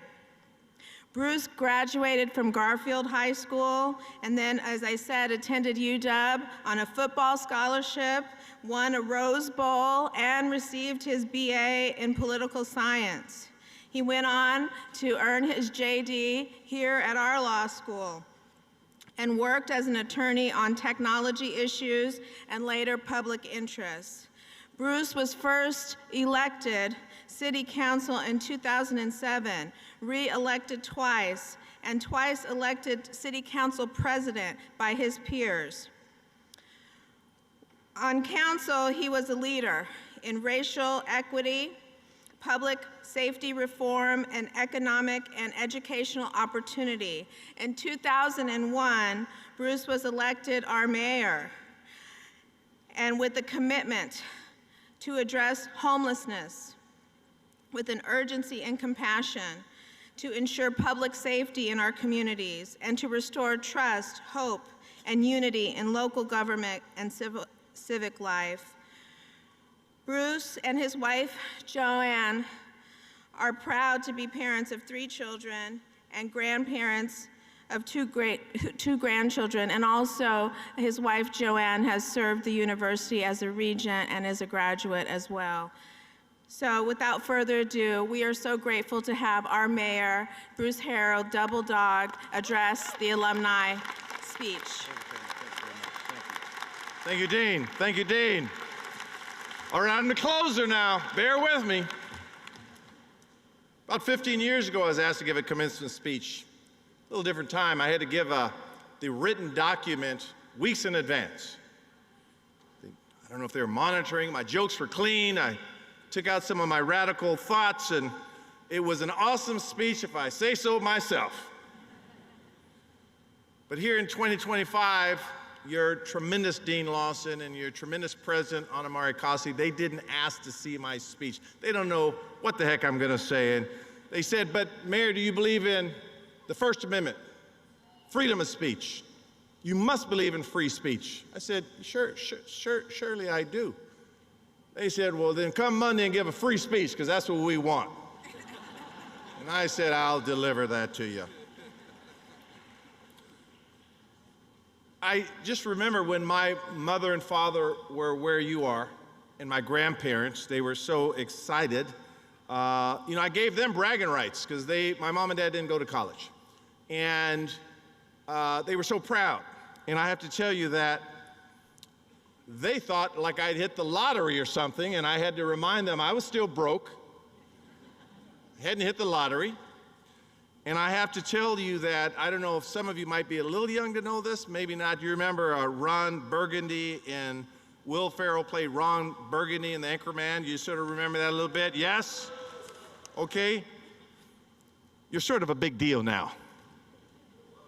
You're a big deal. Just don't go up to someone in a party and say, I'm sort of a big deal. I tried that a few times. It never works. But you are truly a big deal. A news alert to the parents. When I did finish law school, I moved in with my parents for a short stint. As I said, I was still broke. It only lasted temporary. It was just a temporary thing, so don't panic if someone comes back and starts knocking on the door. That happens. It happened to my mom and dad. In all seriousness, my points are going to be, I'm going to make 5 points, some of which I think were incredibly made by my predecessors. I love it when Marianne Daniela said, heck, we don't need more lawyers, we need better lawyers. That was powerful. In fact, I'd never heard that before. I'm going to reuse that when I'm talking to young law students. My first lesson is, so what do you want to learn now? I saw all these fancy degrees you attained, you worked hard. You think the learning stops? Of course it doesn't. So what do you want to learn now? Margaret Mead said, never doubt that a small group of thoughtful, committed citizens can change the world. Indeed, it's the only thing that ever has. A teamwork author said, it's not finance, it's not strategy, it's not technology, it is teamwork that remains the ultimate competitive advantage. I remember I had a friend when I was your age, and I developed a study team. And I remember studying criminal law, and I didn't come up with, my teammate came up with a word called basket farch. F-A-R-C-H, basket farch. Now that's not even a word, but it was an acronym to describe burglary, arson, sex crimes, kidnapping, extortion, theft, forgery, assault, robbery, controlled substance, and homicide. So when I took that bar, I just wrote basket farch, and I said, something's gonna be in there, and I'm gonna get a few of these answers right. Teams are essential to being a lifelong learner. I'll tell you a Latin phrase, never use it again. Salus populi suprema lex esto. The safety of the people shall be our highest law. It was a quote by a Roman statesman, a lawyer, Marcus Cicero, captured the notion of public safety. But I have to tell your generation, we talk about public safety when all of you saw George Floyd murdered at the knee of a police officer. You witnessed that. The world witnessed it. So I came up with a new paradigm. What if we started looking at a police department as being part of our community team? We changed the discussion on them not enforcing the laws so much as seeing us building a community together. Choose your teammates wisely. Better yet, choose the team you're going to work with. Do they care about climate change? Do they care about race and social justice? Do they care about the world's conflicts? What do they care about? And do you care about it? Choose your teams lightly. Jeff Feldman said very wisely in his speech, lesson 2, failure. There's no greater way to learn than in what you fail with. Nelson Mandela said, I never lose. I either win or learn. Believers in what are called the growth mindset would suggest that if your goal is to learn, you cannot fail. But the truth is, you may fail at a few things. You may not get a job that you want. You may be in a relationship that didn't exactly work out the way you wanted it to, went a little sideways. You might have lost a soccer match, heck, a pickleball tournament, a poker game. I don't know what you may lose. You're going to lose at something. There's no shortage of ways to fail. I was young once, so don't. New Zealand, I was young once. But I didn't grow up skiing. In my neighborhood, that wasn't what people did in my neighborhood. I didn't get that. So when I finished college, I was getting ready to start law school, a good buddy of mine said, "Hey, I want to take you skiing." I said, "Oh, I'm an athlete. Hell, I got a bunch of varsity letters coming out of high school. I have good hand-eye coordination, good balance. You know, I still got a little bounce in the legs back then. I could do it." He didn't take me to bunny slopes. He took me right to the damn chair. Took me all the way to the top. Worst athletic experience in my life. I did not know you could fall that many ways. And worse, I had these cheap gloves. My hands were frozen. And remember, we didn't have YouTube back then, so I couldn't figure out how you're supposed to do it the right way. So I went to the library, got a book. Went up by myself. Like I said, I was broke. I didn't have money to buy lessons. I went up by myself, read the book, positioned myself, and the magic started to happen after 2, 3, 4, 5 weeks. Went back up with that guy 6 weeks later. I can't cuss because I saw some young kids here. That was a beautiful sight, so I won't cuss, but I'll just say I outskied his butt, is what I'll say. I learned from that failure, which was one of the worst experiences, how to turn it into a victory. You will face some things that are going to get you down. You heard that in Jeff Feldman's speech. That means you're taking a chance. Take the chance. Fight for what you believe in. Lesson 3. Our country needs you. What we see in Washington, D.C. is not simple partisanship. I need everyone to understand that, to hear my voice. It is a wholesale assault on the rule and spirit of the law, on the court system, on the Constitution that you will take an oath to uphold. Supreme Court Justice Louis Brandeis challenged that if we desire respect for the law, we must first make the law respectable. Now, let me be candid in what I'm saying, why we are failing on that front as a nation. Respectable law does not mean putting a black bag on a person's head in the dead of night and shipping them to a foreign prison without due process.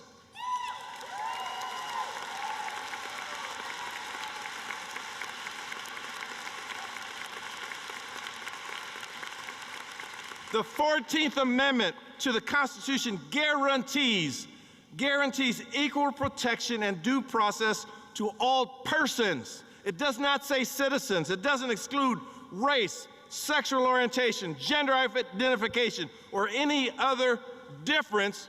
It defines us all as human beings. That's what I need. As Miriam said, we don't need more lawyers, we need better lawyers. I am here today, trust me, I have a city to run. I have 14,000 employees, an $8 billion budget. I am in the hole in terms of our revenues. We're trying to figure this out. I had to be here today because this is the answer right here. Parents, communities, this is the answer to how we're going to get this country on the right path. You are the answer. That is why I'm here.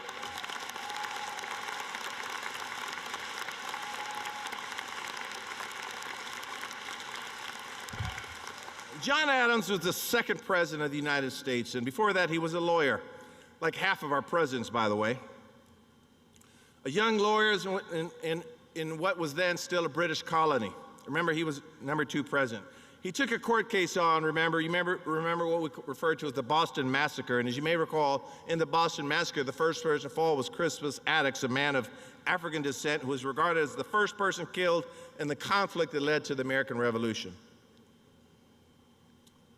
Well, the British soldiers were just following orders. They were there to enforce the customs rule. The customs rule at the time. imposed by the British.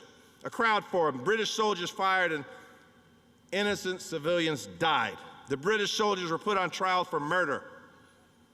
No one else would represent them. John Adams did. Of the 8 British soldiers accused, 6 were acquitted and 2 received reduced sentences because Adams believed that the law was more important than anyone's individual beliefs. Following immoral orders seems to be unconscionable, but Adams continued to believe that they were still entitled to a fair trial, entitled to due process. Not a damn pardon, due process. President Adams would call this one of the best pieces of service he ever rendered to his country. So today, while I see attacks on human beings, attacks on lawyers doing their job, we see personal loyalty elevated above fundamental rights. This is the time to shine, Huskies. We're all part of the Husky family now, by the way. We're all part of the Husky family. This is what we do. This is how we get down. This is how we fight. Make no mistake about this. I was a Husky football player. I was a linebacker. Everything I learned to be competitive, I learned at UW City. And this fine faculty, this fine dean, you are a result of their vision.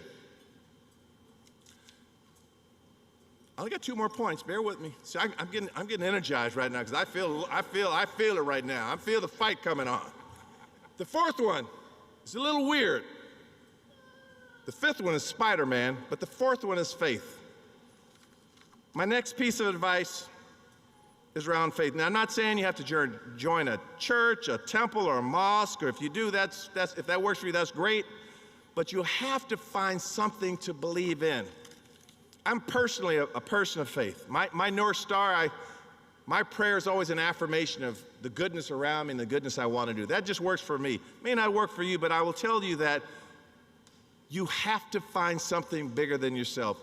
Faith to me is love. Love something outside of yourself. I have seen too many lawyers burn out because they neglected that love of this interconnectedness. You have to be very, very intentional about that. I have a lot to be angry about. My bio didn't talk about the pain that I personally went through. Being biracial was not a picnic in the park. My mother was interned during World War II. My father came from the segregated Jim Crow South. They met when they were 14, but there was no picnic in the park for me. Living through a red line district, I grew up literally watching hundreds of people in my community arrested for simple marijuana use. Black folk, brown folk, for minor use. Life's changed for the bad the rest of their life. I grew up. I could have a lot to be angry about. But there was always a North Star. I found it in the church. You may find it right here in your peer group. You're going to take your ethics course. You already took your ethics course. But all this stuff is sort of in the gray area. So find those you love around you. Find that faith. Find that inner belief. That will be the power of your success. Now, my last point, I call it Spider-Man. Spider-Man contains one of the most famous comic book lines of all time. With great power comes what? Got a few Spider-Man fans out there. I was betting on a come on that one. I wasn't sure you would finish that one for me. It even made it into a Supreme Court opinion on patents from Justice Elena Kagan. Unfortunately, this is a lesson that so many people clearly miss. When people with incomprehensible wealth run roughshod over laws and norms and denounce and destroy government without even bothering with due diligence, they are acting irresponsibly. When people with hundreds of billions of dollars want to cut funding for food and medicine to the most vulnerable, I believe they are being petty and incurious. They are acting because they can. They have the power to do that. But at a certain point in the acquisition of power, it gets easier to surround yourself with people that simply agree with everything that you do. You find people that will affirm your own brilliance. There are those currently in the positions of power and influence who believe that might makes it right. That having power inherently justifies the exercise of it. How tragic to have earned so much and to have learned so little. So as you walk across this stage today, once or twice again, I didn't know I was doing this before you walked across the stage, so I had to still say that line. I thought that was sort of funny. I forgot to strike it out. Again, you're sort of a big deal right now. You have letters that go behind your name. Many of you have surpassed things that your parents and your grandparents only dreamed of. Elisa Doss, I hope I'm saying Elisa's name right, she asked the same question. How will you use your power? That was such a profound gift that Elisa gave us all. I'm imploring you, as your mayor, to fight for peace. Fight for peace. Fight for human rights. Fight for action on climate change. Fight for those who are less fortunate. Fight with a faith and a love that makes you truly a warrior and not a bully. I hope you will all remain.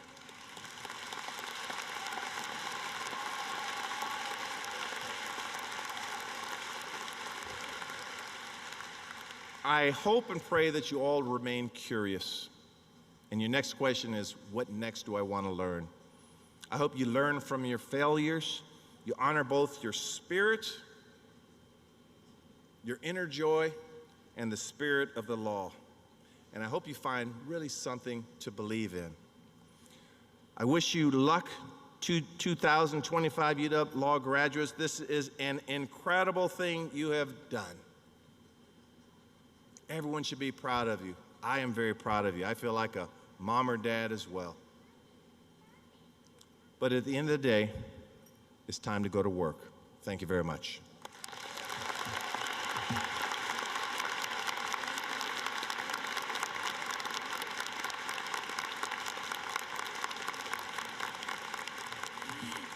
Thank you to our mayor, our alumni speaker. That was amazing. I also want to thank our graduation committee, all of the staff, Kayla, Renata, and the whole team that made this graduation a success.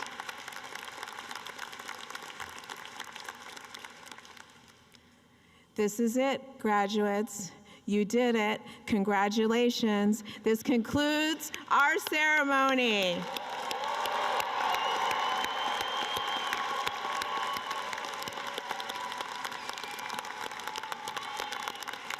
I ask the family to allow the platform party to leave and then the graduates to leave. Again, congratulations and thank you.